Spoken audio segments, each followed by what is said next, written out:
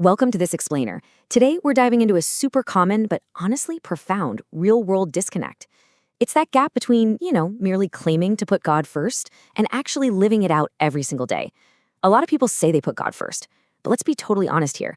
Many of us genuinely love God, yet still find ourselves completely overwhelmed by our schedules, stuck in our careers, or just paralyzed by financial stress. It is entirely possible to believe in God without fully surrendering to Him. But when you make that intentional decision to stop holding the wheel and start letting God lead, especially in areas like your time and your bank account, everything begins to shift. Today, we are walking through 7 pivotal, life-altering shifts that happen when you make that radical decision.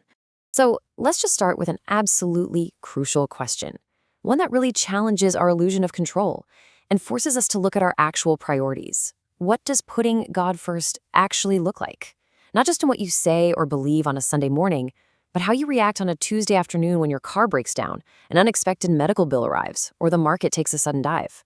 When you put Him above your own plans, shifting emotions, and your deepest financial fears about the future, what actually changes? Let's map it out. Here is our roadmap to alignment. We've got 6 key steps on this journey that fully encompass those 7 pivotal shifts we're exploring today. We'll start by confronting the illusion of control, move into calming internal chaos, making wiser choices, forging a rock-solid identity, adopting a totally new life perspective, and finally, reaching the ultimate alignment.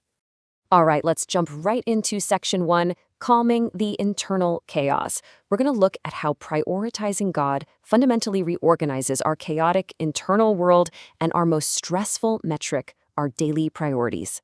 Think about a crowded life for a second. Literally everything feels equally urgent. You're hustling for that next promotion, maybe grinding at a side hustle just to beat inflation, and desperately trying to keep up appearances. When everything is treated as a 5-alarm fire, well, nothing is actually in order. It just feels heavy and crowded. But in ordered life, that happens when you give God the first fruits of your day and the first fruits of your resources. Giving God those first moments naturally filters out the noise. Things that once felt so urgent lose their suffocating grip, and the things that truly matter rise to the surface.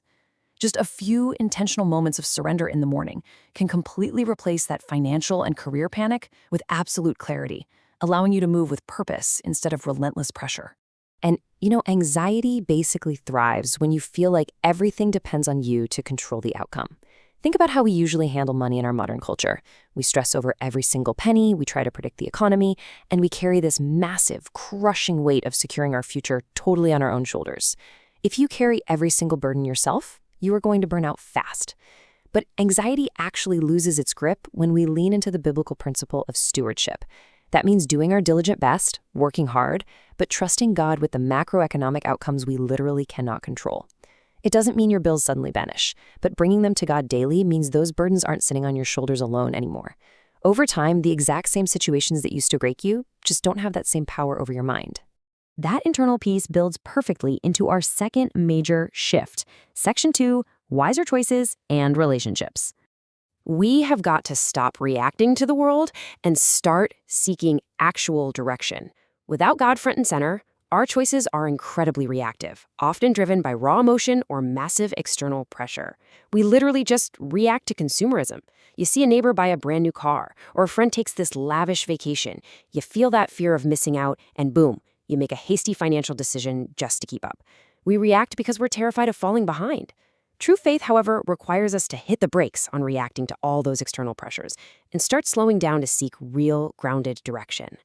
I absolutely love this idea. This pause is where wisdom lives. Let's think about practical finance for a second. The classic advice to wait 24 hours before making any large purchase is a perfect real-world example of this exact principle in action.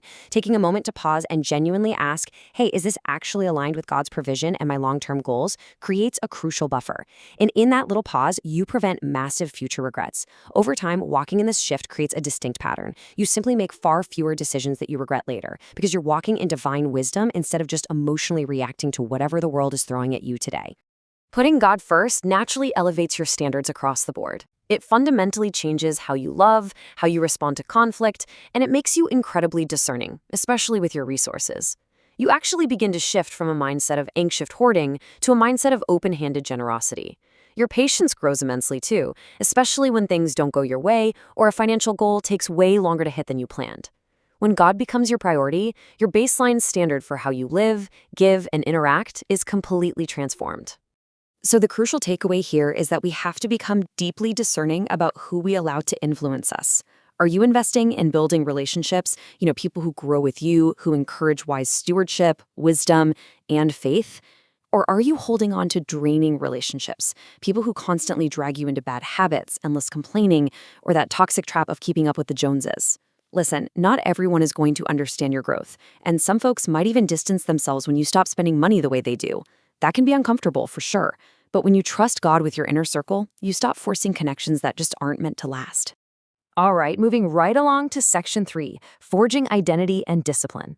Let's look at how spiritual alignment fortifies your core everyday habits and who you fundamentally are. Look at the stark difference here. An unstable identity is built on entirely external stuff. It's built on your job title, your zip code, other people's opinions, or your net worth. And the glaring problem with tying your identity to your bank account or your career success is that when the market crashes or that big promotion falls through, your confidence completely shatters right along with it. But a strong identity, that is rooted in unchanging truth.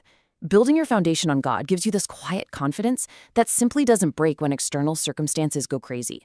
You stop chasing approval through lifestyle inflation because you absolutely know your ultimate worth has literally nothing to do with your worldly wealth.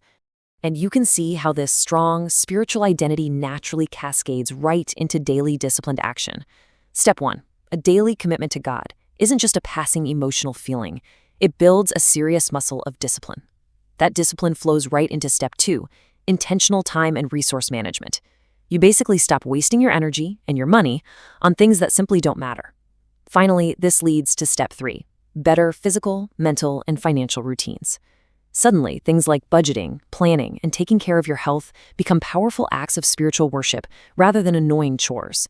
You literally become someone who consistently lives out their values. Next up is Section 4, a new life perspective. Let's explore how this shift completely expands your worldview from a limited, immediate lens to a massive, big-picture perspective. You are not just going through life, you are growing through it. Before making this shift, it is so easy to view life through a super limited lens, right? Delays feel like devastating failures, and pain just feels pointless. But when God is your foundation, a sudden job loss, a failed business venture, or a really tough season of debt aren't just arbitrary punishments. They become purposeful opportunities to learn profound stewardship and deep resilience. You might not understand every detail right away, but instead of bitterly asking, "Why did I lose this?" you actually start asking, "What financial and spiritual wisdom is God teaching me in this rebuild?" You start to trust that absolutely nothing is being wasted. Finally, that brings us to our conclusion, the ultimate alignment. What actually happens when we finally surrender our need to control everything? Matthew 6:33 tells us, "Seek first the kingdom of God and his righteousness, and all these things will be added to you." In its original context, this was actually the ultimate financial and provision advice. Jesus was speaking to people, telling them not to obsessively worry about what they'll eat, what they'll drink, or what they'll wear. Putting God first isn't about ignoring your bills or your responsibilities.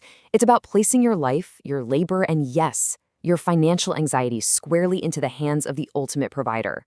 It means fully surrendering and trusting that when you prioritize his kingdom, you aren't falling behind the rest of the world. You are positioned exactly where you need to be. To wrap up this explainer, I want to ask you a really direct question. Which shift do you need most in your life right now? Is it completely surrendering your financial anxiety? Do you need to reevaluate those draining relationships that are pulling you off course? Or is it finally building your identity on unchanging truth instead of your net worth? Take a hard look at your daily habits today and take just one practical step toward truly putting God first. Stay focused, stay intentional, and keep seeking that alignment.